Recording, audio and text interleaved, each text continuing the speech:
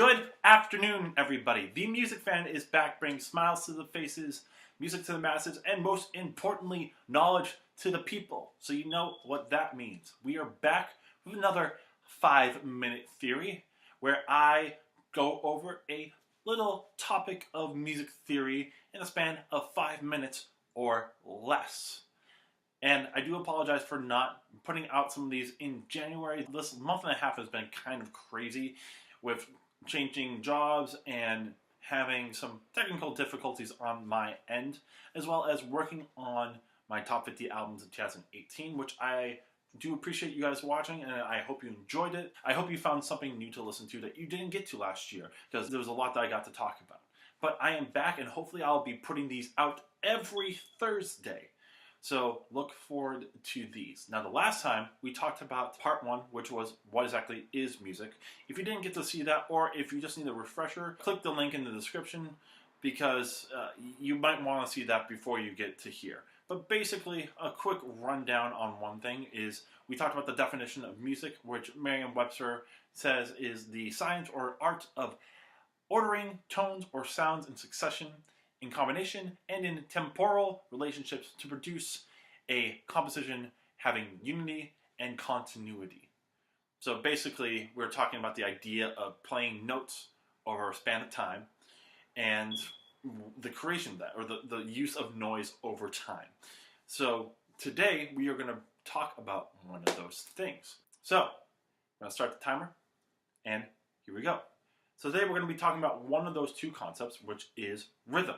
If notes are the paint that we use to draw our picture, the rhythm is the canvas of which we put it on. So we can look at that canvas in smaller chunks, which are measures. Measures are like the building blocks of these longer pieces. So for example, if I said I wanted to look at a piece of music at measure 25, I can do so and know where we are, and it helps us determine where we are in a piece of music. From there, we have even smaller building blocks called beats or note lengths. And basically, what those are the little building blocks of how we create our measure. So for example, I'm going to do a lot of this stuff in common time, which is 4 beats per measure, which means we have 4 beats to fill before we go to the next measure. Now you can fill those with notes, or you can fill those with rests. Basically, does not matter as long as it is all filled. So from there, we have quarter notes, eighth notes, half notes, and whole notes. A quarter note is 1 beat long in 4/4. So that means it takes 4 of them to fill up 1 measure. And the thing with all of these notes and all of these rests is that it's going to be equal notes. Unless stated otherwise, unless something is accented or is slowed down, it's always going to be the same feel. So for example, if I have 4 quarter notes, it's going to be 1, 2, 3, 4, and then that'll be my measure. And you keep going on and on. From there, you can put 2 quarter notes together to get 1 half note, which is 2 beats long, meaning you need 2 half notes to fill up a measure. So same thing, equal, so you have 1, 2, 3, 4. Next, you can put 2 half notes together to get a whole note, which is 4 beats long, which means one of them fills up a measure in common time.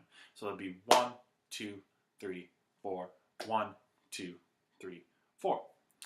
So we can also, again, break that down. So we have the 1, 2, 3, 4 half notes, quarter notes. From there, we can break down the quarter note into 2 eighth notes, which are half a beat. So that means that it would take 8 of them to fill up 1 measure. You can see where we're going.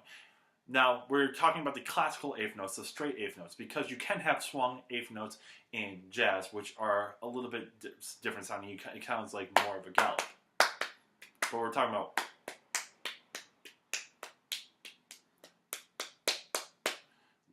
in terms of straight eighths. Now you can even break that down more. You can do 16th notes, 32nd notes, 64th, go on. It doesn't matter how long you go. You can go as low as you want. Now it gets faster, so it makes it a little bit harder. Same thing the other way. You can have double whole notes, triple whole notes, so on and so forth. You just have to make sure that it fits well in your piece of music. Two other things, you can also have dots, like little dots, where you put them on the end of any of these notes and it adds a half a beat of what it was. So for example, if I do a quarter note and a dot, it turns into a dotted quarter, which is 1.5 beats. A dotted eighth would be 3/4 of a beat. A dotted half would be 3 beats, and a dotted whole would be 6 beats.